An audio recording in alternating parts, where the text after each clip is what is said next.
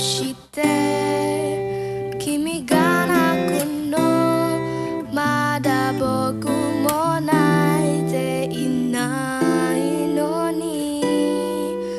自分より悲しむから辛いのかどっちかわからなくなるよ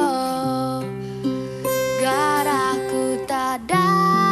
たはずの今日が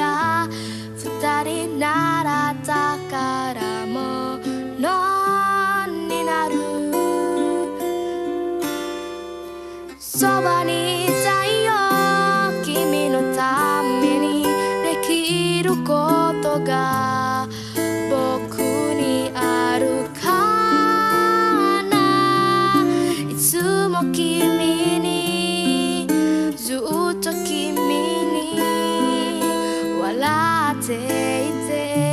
欲しくてひまわりのようなまっすぐなその優しさをぬくもりを全部これからは僕も届けてゆきたいここにある幸せに気づいたから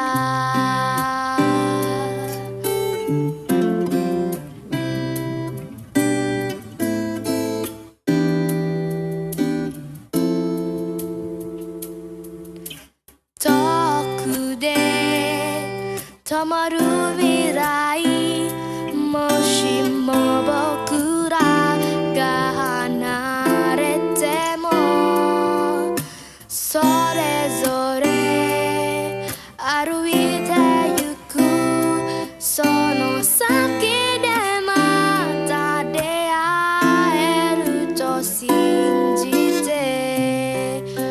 ちぐはぐだった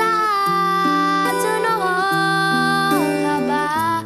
一つのように今重なるそばにいること何気ないこの瞬間も忘れはしないよ旅立ちの日手を振る時笑顔で言えるようにひまわりのようなまっすぐなその優しさをぬくもりを全部返したいけれど君のことだからもう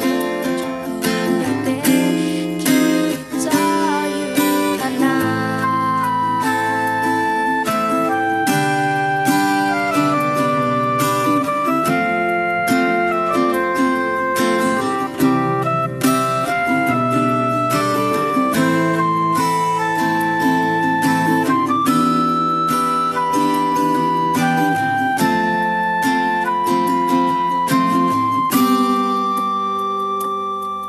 そばにいたいよ君のた